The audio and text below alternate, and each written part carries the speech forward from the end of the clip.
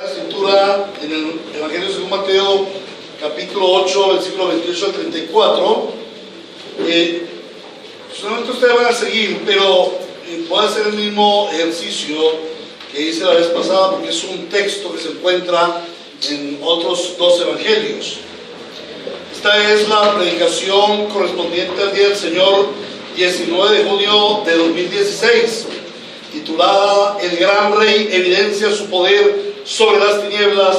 Estamos basados en el Evangelio según San Mateo, capítulo 8, 28 al 34, pero también en los textos paralelos en el Evangelio de San Marcos y de San Lucas. Disponemos nuestro ser en oración para recibir la sagrada palabra del Señor. Amado Dios y Padre nuestro, aquí está tu pueblo, anhelante de oír tu voz por la obra del Espíritu Santo. Señor, como hombres, en nuestra humanidad caída, no desearíamos escuchar tu voz, tu palabra, y mucho menos la entenderíamos. Pero tu gracia ha venido sobre nosotros y tu Espíritu ha caído en nuestras vidas. Y por la obra salvífica de Cristo nuestro Señor y por la aplicación de la redención del Espíritu Santo, ahora podemos escuchar la voz de Dios. Anhelamos escuchar la voz de Dios, pero también suplicamos que por tu Espíritu Santo pongas en nosotros el querer y el hacer lo que tu palabra dice. Señor Dios, creemos que tu palabra es toda la verdad, infalible, inerrante, indiscutible y autoritativa para nuestras vidas, de tal forma que, Señor Dios, habla hoy a tu pueblo para que tu iglesia sea edificada y para que aquellos que no han creído el Evangelio por la predicación de tu palabra, ahora crean y por tu gracia les dé salvación. Te lo suplicamos en el nombre del Señor Jesucristo. Leo en favor de ustedes, en el nombre del Padre, del Hijo y del Espíritu Santo. Es una compilación del mismo relato en los tres evangelios. Cuando Jesús llegó al otro lado, a la región de los Gadarenos, dos endemoniados le salieron al encuentro de entre los sepulcros. Eran tan violentos que nadie se atrevía a pasar por aquel camino. Tan pronto como desembarcó Jesús, un hombre poseído por un espíritu maligno le salió al encuentro de entre los sepulcros. Hacía mucho tiempo que este hombre no se vestía, tampoco vivía en una casa. Este hombre vivía en los sepulcros y ya nadie podía sujetarlo, ni siquiera con cadenas. Muchas veces lo habían atado con cadenas y grilletes, pero él los destrozaba y nadie tenía fuerza para dominarlo. Noche y día andaba por los sepulcros y por las colinas gritando y golpeándose con piedras. Cuando vio a Jesús de lejos, corrió y se postró delante de él. De pronto le gritaron: ¿por qué te entrometes, Hijo de Dios? ¿Has venido aquí a atormentarnos antes del tiempo señalado? Gritó con fuerza. Te ruego por Dios que no me atormentes. Es que Jesús le había dicho: sal de este hombre, espíritu maligno. Se había apoderado de él muchas veces, y aunque le sujetaban los pies y las manos con cadenas y lo mantenían bajo custodia, rompía las cadenas y el demonio lo arrastraba a lugares solitarios. ¿Cómo te llamas?, le preguntó Jesús. Legión, respondió, ya que habían entrado en él muchos demonios. Y con insistencia le suplicaba a Jesús que no los expulsara de aquella región. A cierta distancia de ellos estaba pasando una gran manada de cerdos. Los demonios le rogaron a Jesús: si los expulsas, mándanos a la manada de cerdos. Así que les dio permiso. Vayan, les dijo. Así que salieron de los hombres y entraron los cerdos, que eran unos 2000, y toda la manada se precipitó al lago por el despeñadero y murió en el agua. Los que cuidaban los cerdos salieron corriendo al pueblo y dieron aviso de todo, incluso de lo que les había sucedido a los endemoniados. Llegaron a donde estaba Jesús, y cuando vieron al que había estado poseído por la legión de demonios sentado, vestido y en su sano juicio, tuvieron miedo. Los que habían presenciado estos hechos le contaron a la gente lo que había sucedido con el endemoniado y con los cerdos. Entonces todos los del pueblo fueron al encuentro de Jesús, y cuando lo vieron le suplicaron que se alejara de esa región. Entonces la gente comenzó a suplicarle a Jesús que se fuera del lugar. Y mientras Jesús subía a la barca, el que había estado endemoniado le rogaba que le permitiera acompañarlo. Jesús no se lo permitió, sino que le dijo: vete a tu casa, a los de tu familia y diles todo lo que el Señor ha hecho por ti y cómo te ha tenido compasión. Así que el hombre se fue y se puso a proclamar en Decápolis lo mucho que Jesús había hecho por él, y toda la gente se quedó asombrada. Palabra de Dios. Amén. Como les dije en un principio, lo repito, de nuevo hacemos el ejercicio del sermón anterior de complementar los 3 relatos bíblicos acerca de la historia de la liberación de 2 endemoniados en la región de Gadara, al suroeste de Capernaum, aproximadamente unos 15 kilómetros de la ciudad de Capernaum. Esta era una región algo montañosa, en donde habían cuevas, en las montañas se habían abierto cuevas que servían como sepulcros para los muertos. Cabe anotar que esta región era gentil, ellos no eran judíos, y quizás por ello era que criaban cerdos. Ahora, algunas personas se atreven a decir que la Biblia se contradice por algunos aspectos geográficos que no concuerdan, y también porque en el Evangelio de Mateo se relata de 2 endemoniados y en Marcos y Lucas solamente de 1. Bien, la realidad es que tuvieron que ser 2. Simplemente que Marcos y Lucas describen acerca del endemoniado que se acercó al Señor Jesús y le habló. Quizás fue el más evidente de los 2, y por ello estos 2 evangelistas se centran en el relato de un solo endemoniado y no de los 2. Ahora, en este sermón nos concentraremos en la continuidad del tema del evangelista Mateo, de presentar al Señor Jesucristo como el Rey Mesías. Para muchas personas, aún para los creyentes cristianos, no hay una ciertísima fe de quién es el Señor Jesús. Y por esa razón debemos meditar en el Evangelio, en la persona del Señor Jesucristo. Este texto generalmente se toma como un argumento para presentar al Señor Jesús como un milagrero, como un exorcista solamente. Pero los evangelistas no tienen este propósito, hermanos. El propósito del Espíritu Santo al darnos este relato es el de presentarnos al Señor Jesucristo como el Señor de todo lo que existe, como el Señor aún sobre las tinieblas, sobre el diablo y sus demonios. Ahora, este texto ha de maravillarnos, hermanos. ¿Por qué ha de maravillarnos este texto?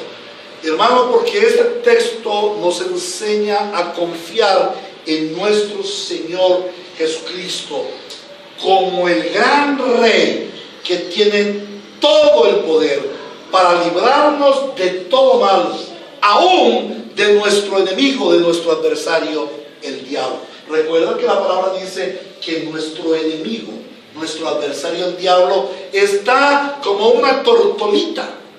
No, está como león rugiente, buscando a quien devorar. Pero qué bendición. Tenemos al león de Judá. Ese que parece, dice, que es como un león rugiente. Yo oí algún predicador, pero es un ratón con megáfono. Parece un león rugiente, pero nosotros tenemos al león de Judá. El león de la tribu de Judá tiene poder sobre el león rugiente y sus huestes celestiales de maldad. Y al leer este texto y al meditar en él, me trae mucho consuelo, me trae mucha esperanza, me trae mucha seguridad, porque me muestra de dónde me libró el Señor y de qué garras me sacó. Amén. Vamos a meditar en lo que el Espíritu Santo del Trino Dios nos habla de iglesia en este día, en este domingo, en este texto. Y vamos a ver 3 aspectos naturales que nos muestra el pasaje. En primer lugar, vemos la manifestación de la rebelión de las tinieblas. En segundo lugar, vemos la manifestación del poder del gran Rey Celestial. Y en tercer lugar, vemos la manifestación de la gloria del gran Rey Celestial. Comencemos pues con la manifestación de la rebelión de las tinieblas. Dice el texto, cuando Jesús llegó al otro lado, a la región de los Gadarenos, 2 endemoniados le salieron al encuentro de entre los sepulcros.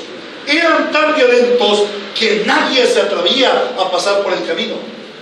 Tan pronto como desembarcó Jesús, un hombre poseído por un espíritu maligno le salió al encuentro de entre los sepulcros. Hacía mucho tiempo que este hombre no se vestía, tampoco vivía en una casa. Este hombre vivía en los sepulcros y ya nadie podía sujetarlo, ni siquiera con cadenas. Muchas veces lo había atado con cadenas y grilletes, pero él los destrozaba y nadie tenía fuerza para dominarlo. Noche y día andaba por los sepulcros y por las colinas, gritando y golpeándose con piedras. Se había apoderado ese demonio de él muchas veces, y aunque le sujetaba los pies y las manos con cadenas y lo mantenía bajo su custodia, rompía las cadenas y el demonio lo arrastraba a lugares solitarios. El texto nos enseña que el Señor Jesús fue a la región de Gadara, una región pagana, una región impía, una región perdida en medio de las densas tinieblas. Y eso lo podemos ver cuando analizamos el desarrollo de la historia, en que ellos eran criadores de cerdos, cosa que los judíos no harían. El cerdo, los cerdos, en esa época y para la cultura judaica, significaban impureza, pecado, maldad. Entonces los judíos ni se imaginarían criando cerdos. Esto cuando el texto nos dice que el Señor Jesús fue a la región de Gadara y que allá había unos pacedores o un rebaño, un hato de cerdos, nos indica que los de la región de Gadara no eran creyentes. Pero no solamente eso, sino que también podemos ver la actitud que tuvieron ante el Señor Jesucristo, que aún viendo tan poderoso milagro realizado en aquellos 2 pobres hombres, en vez de glorificar al Señor, lo que hicieron fue pedirle que se fueran de su ciudad. Eso mostró su malignidad, su corazón duro, su impiedad.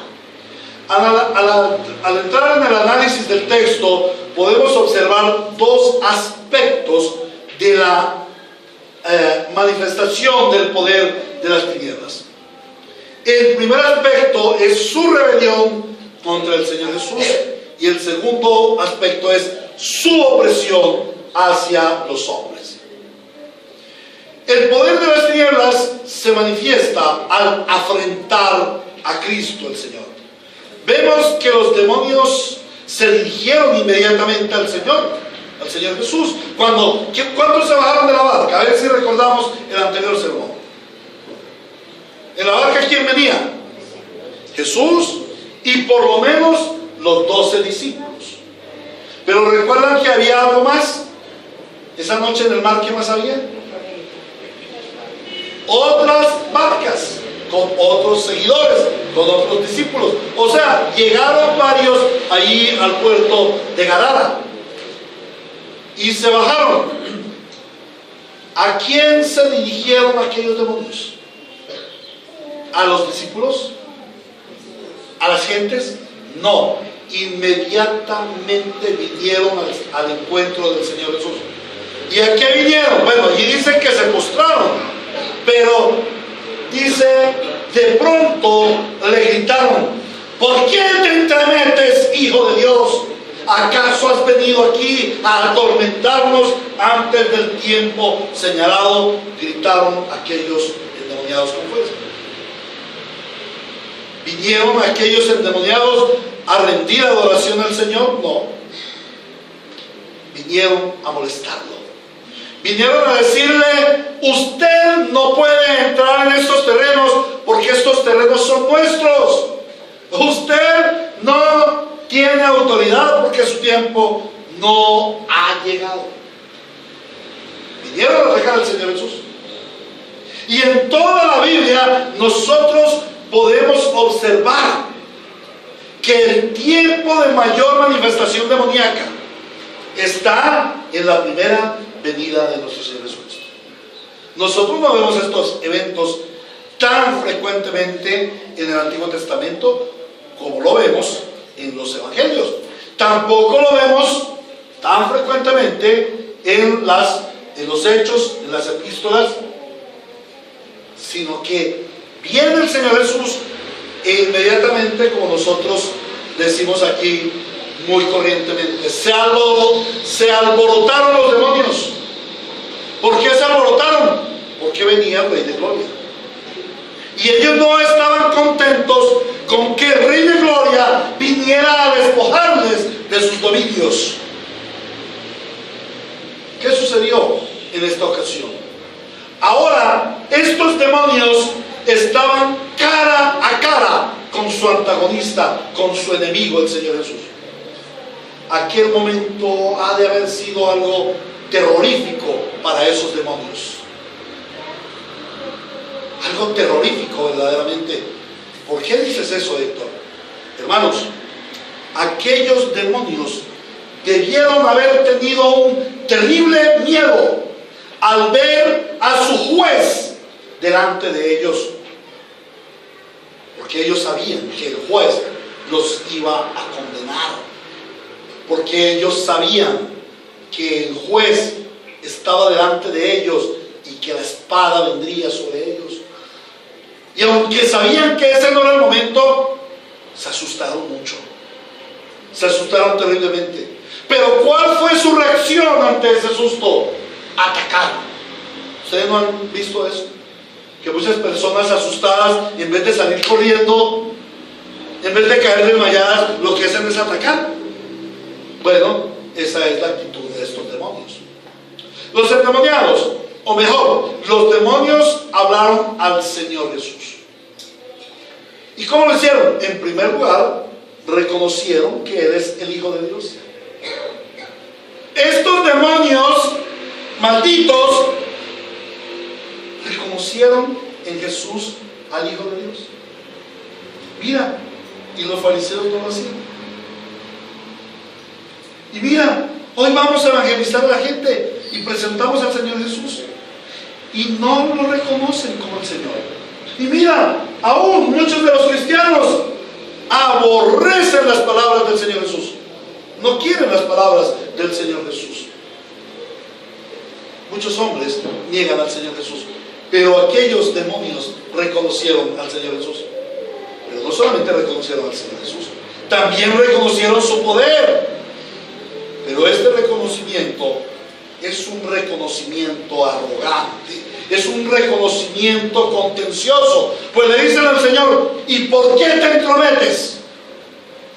¿Por qué has venido aquí a este lugar? Este lugar es nuestro, nos pertenece. Tú no puedes entrometerte en nosotros. ¿Acaso pensarían, o aquellos demonios estarían pensando que el Rey soberano no tenía autoridad sobre ellos en ese momento? Esta actitud altiva de los demonios es ofensiva al Señor Jesucristo. Lo ofende en su gloria, lo ofende en su reino. ¿Por qué? Porque lo que pretenden decirle los demonios al Señor Jesucristo es: Jesús, su reino es limitado. Y yo les pregunto, hermanos, ¿el reino de Cristo es limitado? De ninguna manera. Eso nos lo demuestra el texto. Pero hermanos, hay algo más profundo allí. Podemos ver que estos demonios conocían acerca del juicio de Dios y del castigo que les sobrevendría.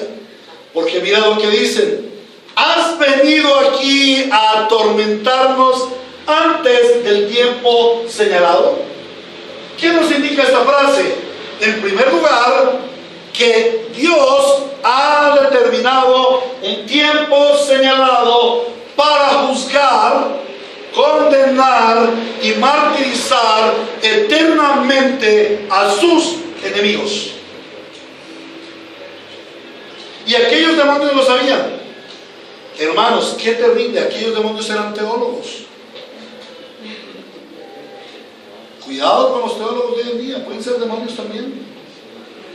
¡Oh, hermanos, qué peligro!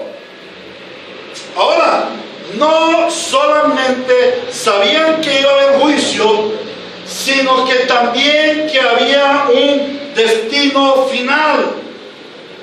Saben que su tiempo de vagar por la tierra, esparciendo sus semillas de maldad, tiene un límite que el mismo Dios estableció y que su Hijo, el Señor Jesús, cumplirá.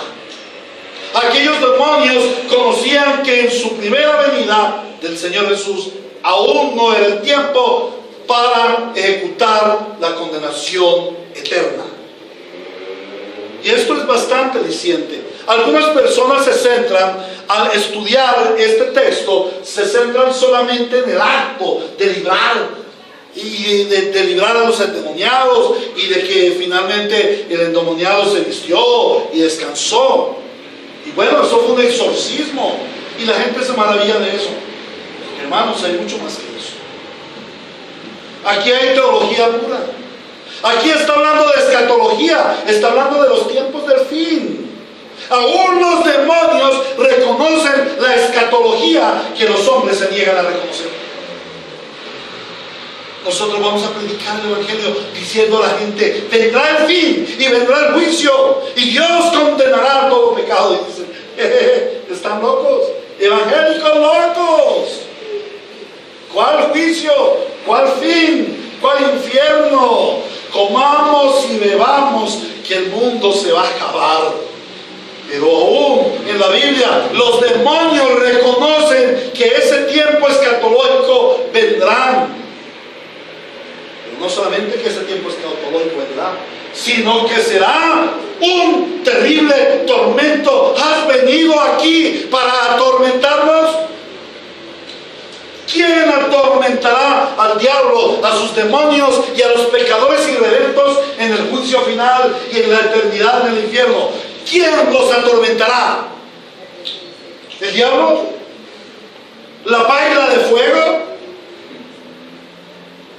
Cristo mismo les atormentará. Y esto lo dicen los mismos demonios que conocían esa escatología. ¿Has venido antes de tiempo para atormentarnos? Habrá un tiempo señalado en que por la eternidad Cristo mismo se encargará de atormentar a aquellos hombres, a aquellos demonios, y aún al mismo Satanás y sus huestes angelicales de maldad.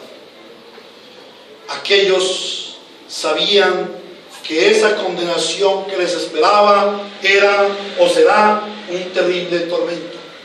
Pero miren, hermanos, a pesar de su conocimiento sobre Cristo y a pesar del miedo que le debieran tener a Cristo, su actitud fue osada, fue grotesca contra el Señor. Tuvieron miedo, pero no tuvieron temor del Señor. ¿Se acuerdan lo que les dije en la primera enseñanza? Hay una diferencia entre el tener miedo y el tener temor del Señor. Judas tuvo miedo, pero no tuvo temor de Dios. Saúl tuvo miedo, pero no tuvo, Saúl tuvo miedo, pero no tuvo temor de Dios. Y aún muchos creyentes tienen miedo, pero no tienen temor de Dios. Debemos discernir esto, para que no seamos como aquellos demonios que tenían miedo, pero no tuvieron temor reverente a Dios. Ahora, este aspecto del encuentro de los endemoniados con el Señor Jesucristo nos debe hacer recordar aquella primera profecía, el protoevangelio en Génesis capítulo 3 versículo 15, en donde el Señor decretó: pondré enemistad entre ti y la mujer, entre tu simiente y su simiente. Tu simiente le morderá el talón, pero su simiente te aplastará la cabeza. Aquellos demonios sabían que el que les vino a aplastar la cabeza ya estaba aquí, que su reino, que su dominio había terminado. Este es el comienzo del fin del presente siglo malo. Ahora, en segundo lugar, el relato bíblico nos muestra la horrible forma como las tinieblas someten al ser humano. El profundizar en el texto nos debe hacer estremecer de espanto. Y yo les invito por un momento viajemos al lugar de los hechos y reconstruyamos lo que el Señor nos dice en su palabra. ¿Qué sucedió? 2 endemoniados. ¿En dónde vivían los endemoniados? En los sepulcros. ¿A qué huelen los sepulcros? ¿Con quién se acostaban los demonios? ¿Cómo olían esos endemoniados?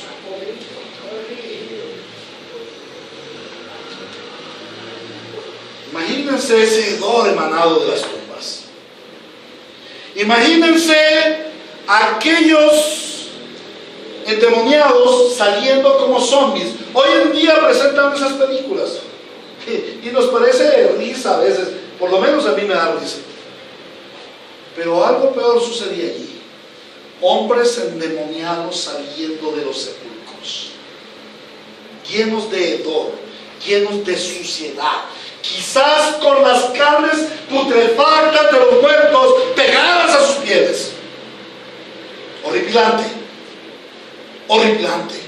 Esto debió haber sido aterrador, y es tan aterrador que el texto nos dice que los mismos habitantes de la región se negaban a pasar por allí, porque era un espectáculo horrendo. ¿Y qué nos muestra eso? Pobrecitos los 2 endemoniados, pobre gente, cómo sufría tan precarias condiciones. Sí, claro que sí, la condición de un endemoniado, y si ustedes no han visto uno, roguemos al Señor que no lo vea. La condición de un endemoniado es terrible. Pero hermanos, no se trata de los 2 endemoniados. Este texto nos habla de la evidencia de la realidad humana, de la realidad del género humano viviendo bajo el gobierno del pecado y de la muerte. Esto no se trata solamente de esos 2 endemoniados. En ellos hay una manifestación externa de lo que sucede dentro de ellos. Están muertos en sus delitos y pecados. Pero miremos las características que tenían. En primer lugar, dice, eran tan violentos que nadie se atrevía a pasar por aquel camino. La violencia. ¿Cómo está este mundo? Violento. ¿Cómo vemos este mundo? Es un mundo violento. En Colombia vivimos hace 150 o más años una guerra fratricida, violencia entre padres e hijos, entre madres e hijos, entre esposos y esposas. Nos han metido el cuentito de la paz, pero dice la palabra, hablarán de paz y dirán paz, pero no a la paz, porque es una falsa paz.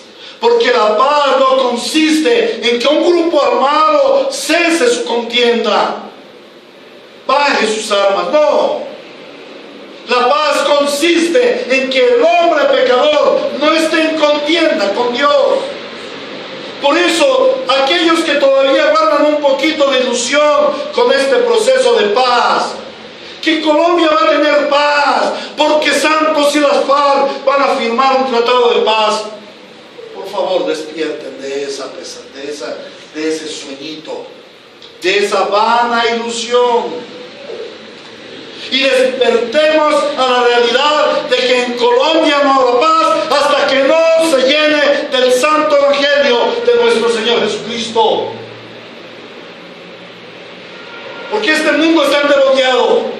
Realmente estos 2 endemoniados no eran nada comparados con las joyitas que existen hoy en día. Estamos viviendo un mundo terriblemente endemoniado. Luego vemos que ellos vivían entre los sepulcros. Noche y día andaban en los sepulcros. ¿De qué nos habla eso? De muertos en vida. Y esta misma mañana venía pidiéndole al Señor, Señor, llena mi corazón de compasión y de oración y de predicación por estos hombres que andan como zombies en la calle con una botella de Sacol, con un pucho de marihuana o de drogas, o en medio de una terrible borrachera de aguardiente y ron. Porque yo debería estar allí, porque ese debería ser yo, pero Él tuvo misericordia de mí y me libró. Pero cuántas oraciones llegaron ante el trono celestial para que este hoy en día, su siervo, fuera librado de esos pecados. ¿Qué necesita Colombia? Nuestras oraciones, hermanos, pero también nuestra acción evangelística. Cristo no tenía nada que ir a hacer en la tierra de los gadarenos. Eran impíos. Él vino a su pueblo, no a los impíos. No tenía nada que ir a hacer porque Él sabía que iba a ser humillado y afrentado por los inmundos demonios. Y eso es una humillación. Eso es parte de la historia o del aspecto de la humillación de Cristo. Iba a ser humillado por los demonios y Él lo soportó. Aún sabiendo que iba a ser humillado, aún fue.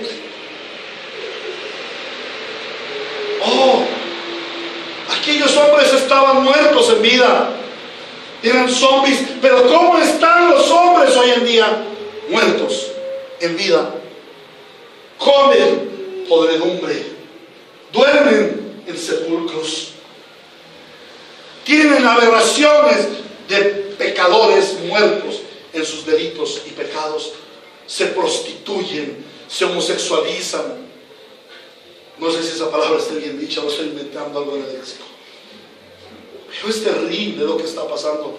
Esos zombies eran unos angelitos en comparación a lo que la sociedad moderna vive. Esta es una realidad del hombre sin Dios. Luego dice que estos hombres ni se vestían ni tampoco vivían en una casa hacía mucho tiempo. Esto nos habla de la miseria. De la miseria. Y hoy en día hay gente en tal grado de miseria que pueden tener palacetes en donde dormir, pero no pueden comprar el sueño. Pueden tener dinero para comprar a una mujer, pero no pueden tener el amor de esa mujer. Pueden engendrar un hijo, pero no pueden amarlo hasta hacerlo un hijo de Dios y llevarlo a la presencia del Padre diciendo: me entregaste este hijo, ahora Señor te lo entrego como hijo. Madres abortando a sus hijos, hijos matando a sus padres. Esa es la miseria que está viviendo el mundo actual. En realidad estos hombres no eran menos miserables de los que vemos hoy en día. Luego dice, gritando y golpeándose con piedras. ¿Esto qué significa? Una autodestrucción. ¿Qué hace el hombre hoy en día? Autodestruirse. ¿Qué es el bazuco? La droga, el alcohol. Autodestrucción del hombre. ¿Qué es la promiscuidad sexual? Un generador de enfermedades que destruyen al ser humano. ¿Somos mejores que los endemoniados en la culta sociedad del siglo XXI? No, estos endemoniados solamente nos evidencian, el Espíritu Santo nos evidencia a través de estos endemoniados la naturaleza del hombre caído, del hombre sin Dios, del hombre muerto en sus delitos y pecados. Dice que se había apoderado de él muchas veces aquel demonio. Esto nos muestra el gobierno absoluto del mal. ¿Y eso existía solamente en aquel lugar? No, hermanos. ¿Qué sucede hoy? Niños de 10 y 11 años con un revólver en las comunas de Medellín matando a sus congéneres. por 10,000 pesos o por 5,000 pesos. Una sociedad absolutamente depravada, gobernada de lleno por el mal. Aún en los cristianos hay tanta maldad que debemos permanentemente arrepentirnos de nuestros propios actos. Yo me asombro de la maldad y de la pecaminosidad que todavía obra en mí y clamo para ser libre de ella. Creo que todos tenemos que hacer lo mismo. Ahora, luego dice que lo arrastraba a lugares solitarios. Imagínense la terrible soledad de estos hombres. Y eso es lo que vive el hombre moderno. Ese hombre, ese prohombre, esa lumbrera de hombre inteligente, libre, sabio, conocedor, científico de hoy en día, vive una terrible soledad y amargura. ¿Qué tiene el hombre de hoy en día? Soledad. No quiere a sus padres, no quiere una esposa, quiere tener una mujer, pero no criar hijos. Son maldición. ¿Qué tiene el hombre de nuestros tiempos? Una terrible soledad y amargura. A primera vista, este relato se refiere a estos endemoniados, pero conforme al contexto bíblico, esa es la condición de todo hombre muerto en sus delitos y pecados, aunque las manifestaciones externas no sean tan fuertes. En el interior, esto es lo que está viviendo. De esta forma, el Evangelio nos evidencia la existencia de las tinieblas, nos evidencia el poder de las tinieblas, nos evidencia la irreverencia de las tinieblas ante Dios, nos evidencia la maldad extrema de las tinieblas en esa su rebelión contra Dios. Hermanos, esta no es una fábula, es un relato testimonial acerca de esa batalla que se libra en el ambiente espiritual y que influye sobre la vida natural del hombre. Pero observemos bien, no es una guerra entre dos reinos. No hay dos reyes poderosos en contienda. Hay un solo rey soberano y hay otro que es el usurpador del trono del reino. El reino ha sido derrocado de su trono celestial. Él fue, es y seguirá siendo el rey eterno. Y esto se nos evidencia en el segundo punto de nuestro sermón. La manifestación del poder, del gran poder del rey celestial. Dice: cuando vio a Jesús desde lejos, corrió y se postró delante de él. También dice: te ruego por Dios que no me atormentes. Es que Jesús le había dicho: sal de este hombre, espíritu maligno. También dice: ¿cómo te llamas?, le preguntó Jesús.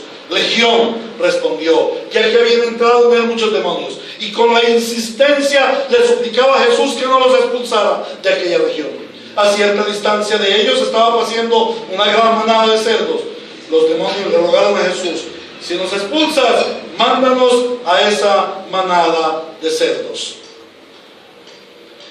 También dice: así que les dio permiso, vayan, les dijo. Y salieron de los hombres y entraron en los cerdos, que eran como unos 2,000.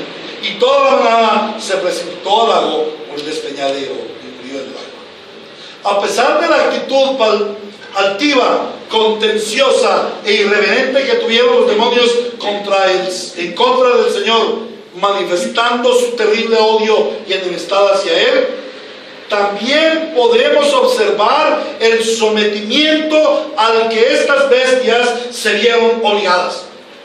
Muchas personas piensan que las tinieblas y la luz están en una gran pelea entre iguales.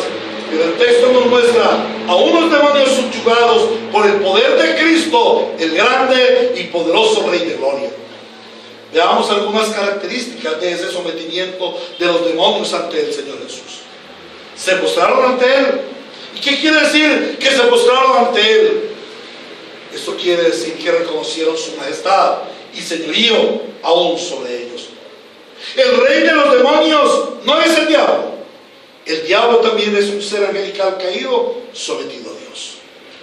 El rey sobre los demonios es el Señor Jesucristo. Él es el que gobierna, Él es el que reina. En segundo lugar, vemos que el Señor Jesús impartió órdenes directas y claras a los demonios. Por ejemplo, dijo: sal fuera de este hombre, espíritu maligno. Y los demonios tuvieron que obedecer. Cuando Jesús preguntó acerca de su identidad, ellos tuvieron que responder: me llamo Legión, porque somos muchos. También podemos ver que le solicitaron un favor en ruegos al Señor Jesucristo, y el Señor Jesucristo en su autoridad les dio permiso. Estas son evidencias de que el Señor Jesús es el Rey Todopoderoso que gobierna aún sobre las profundidades del Averno. Como consecuencia del poder de Cristo manifestado sobre las tinieblas y sus lacayos los demonios, aquellos hombres fueron libertados y vueltos a su sano juicio. Dice: los que cuidaban los cerdos salieron corriendo al pueblo y dieron aviso de todo, incluso de lo que les había sucedido a los endemoniados. Llegaron a donde estaba Jesús, y cuando vieron al que había estado poseído por la legión de demonios, sentado, vestido y en su sano juicio, tuvieron miedo. Los que habían presenciado estos hechos le contaron a la gente lo que había sucedido con el endemoniado y con los cerdos. Esta es otra de las manifestaciones al mundo de todos los tiempos, que el Rey de los cielos bajó al mundo a rescatar lo que se había perdido y a restablecer su reino en medio de nosotros los hombres. El reino de Dios se hace evidente atacando frontalmente y obteniendo la victoria sobre el pecado, sobre la muerte, sobre la enfermedad, como lo vimos en los anteriores pasajes, y ahora sobre el dominio o posesión de demonios en las personas. El Rey es glorioso porque salió a la batalla y venció. Salmo 24, 7 al 10 dice: eleven puertas sus dinteles, levántense puertas antiguas, que va a entrar el Rey de la gloria. ¿Y quién es este Rey de la gloria? El Señor, el fuerte y valiente, el Señor, el valiente guerrero. Eleven puertas sus dinteles, levántense puertas antiguas, que va a entrar el Rey de la gloria. ¿Quién es este Rey de la gloria? Es el Señor Todopoderoso. Él es el Rey de la gloria, Selah. Y esto nos lleva al tercer punto: la manifestación de la gloria del Rey Celestial. Finalmente, el texto nos ilustra acerca de la gloria de Cristo en la venida de su reino a estos dos endemoniados gadarenos. Dice: mientras Jesús subía a la barca, ya de regreso, el que había estado endemoniado le rogaba que le permitiera acompañarlo. Jesús no se lo permitió, sino que le dijo: vete a tu casa, a los de tu familia, y diles todo lo que el Señor ha hecho por ti y cómo te ha tenido compasión. Así que el hombre se fue y se puso a proclamar en Decápolis lo mucho que Jesús había hecho por él, y toda la gente se quedó asombrada. Entonces todos los del pueblo fueron al encuentro de Jesús, y la gente comenzó a suplicarle al Señor que se fuera de ese reino. Veamos dos aspectos en cuanto a la gloria de Cristo. El primero es evidente: aquellos dos endemoniados fueron liberados. La gloria sea del Señor. Él ha demostrado su gran poder. Pero también es evidente que al menos uno de los endemoniados le reconoció. Reconoció el gran poder del Señor Jesús y le agradeció y pidió seguirle, aunque el Señor Jesús no se lo permitió. Oh, y ahí decimos: pero, hey, un momento, era lo que había que hacer. Claro que siguiera al Señor. No, Jesús le ordenó que se quedara. ¿Que se quedara para qué? Para dar testimonio a su familia y a los de su región. Y aquí también vemos la gloria de Cristo. ¿En qué? En que Él viene a salvar gentes de toda nación, de todo pueblo, de toda lengua, de todo tribu. Y entonces aquí nombra a este hombre como un evangelista, portador de su gloria, que da evidencias de lo que hace el gran poder del Rey Celestial. Amén. Aquí nos muestra la gloria también a través de su misericordia hacia los perdidos. Pero en segundo lugar, al parecer vemos que Cristo es rechazado por aquellos hombres impíos, a quienes les importó más un menospreciable hato de cerdos que la vida de dos seres humanos subidos en la más terrible de las desgracias. En su ceguera, aquellos gadarenos no pudieron apreciar al Señor Jesús como Salvador, y mucho menos como Señor. Antes bien, le rechazaron y le echaron de su territorio. No querían tener nada que ver con Jesús. Prefirieron las banalidades de este mundo a la gloria celestial que se había manifestado delante de ellos. Ahora bien, podríamos decir que entonces así Cristo no recibe su gloria. Pero qué gran equivocación. Aquellos hombres que prefirieron honrar más a las criaturas que al Creador no tienen excusa en el día de su condenación, en el juicio final. ¿Por qué? Porque aún los demonios se los estaban anunciando y ellos no quisieron creer. Cristo evidenció el gran poder del Rey y evidenció que Él es libertador de los esclavos del pecado y del mundo, y ellos le rechazaron. Entonces la gloria de Dios será vista sobre ellos en el gran castigo eterno. Este texto nos habla nuevamente de los dos caminos.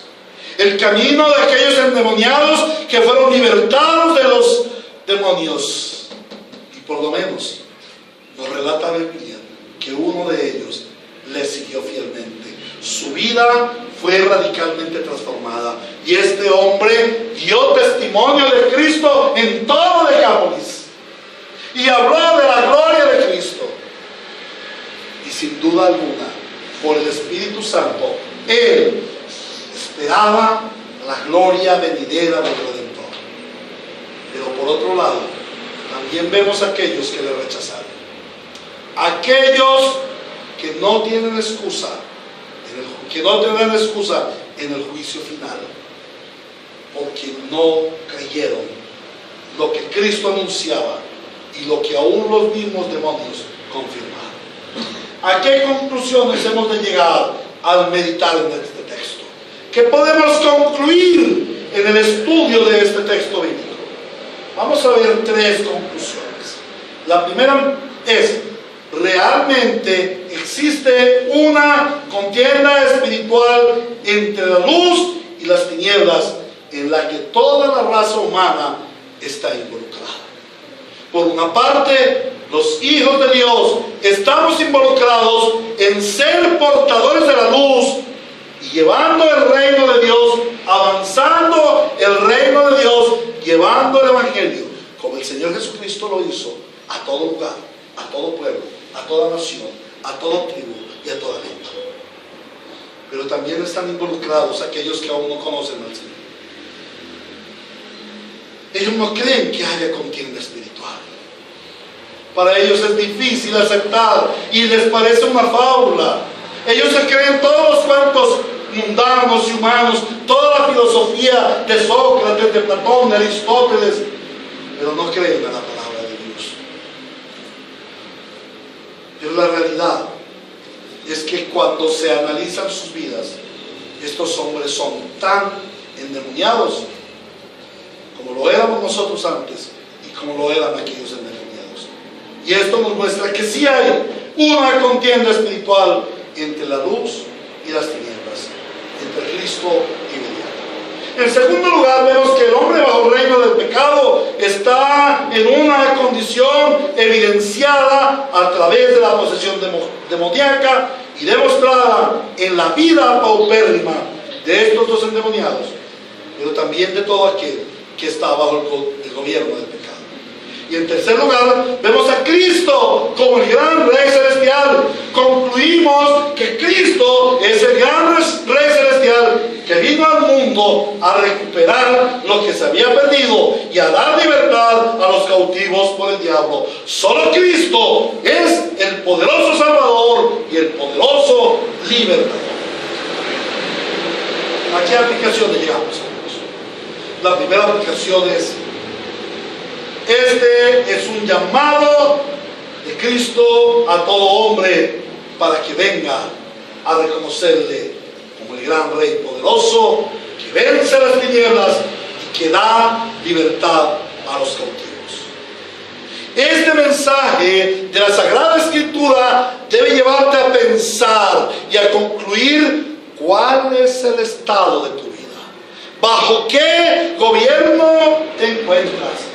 ¿Quién reina en tu vida? Hay un Rey celestial y glorioso, pero hay un adversario, el príncipe de las tinieblas, el usurpador, que ha venido a robar a las almas, que ha venido a acusar a los hombres y que ha venido a introducir el pecado y a manipular con el pecado. El gran Rey todopoderoso ha vencido las tinieblas y al maligno y da libertad a los cautivos.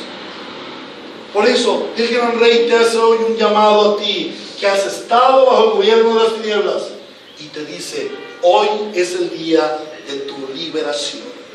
Hoy Cristo ha llegado a tu Gadara y te viene a sacar de tu sepulcro y te viene a dar libertad y vida eterna. Corre a Cristo y clama la libertad para que no seas más cautivo de la cautividad demoníaca. Hoy es el día de tu liberación. Clama a Cristo porque Él es el único Rey todopoderoso para libertar a los cautivos por el diablo. Pero también este es un mensaje a los santos. El Señor nos anuncia que no es suficiente creer. Miremos que los demonios creían. El Señor nos muestra que no es suficiente saber. Aún los demonios sabían. ¿Qué es lo suficiente? Lo suficiente es el señorío de Cristo en tu vida. Lo importante de tu vida no es que sepas mucho, que seas un gran versado bíblico, un juez de lo que predican los predicadores, sean pequeños o grandes, o que seas un gran escritor de temas bíblicos. No, lo suficiente es que Cristo sea el Señor de tu vida y que como Señor de tu vida tú estés en comunión con Él, sumido en temor reverente a Él y con la esperanza gloriosa de que aquel que un día te libertó de las tinieblas y te sacó al reino de su admirable luz, pronto vendrá por ti y por mí para llevarnos a su gran reino celestial. Pero también es un mensaje para que te compadezcas de aquellos que no tienen esta gracia que tú has recibido, y para que vayas y prediques el Evangelio como aquel endemoniado libertado. ¿O acaso tú no fuiste liberto de las tinieblas?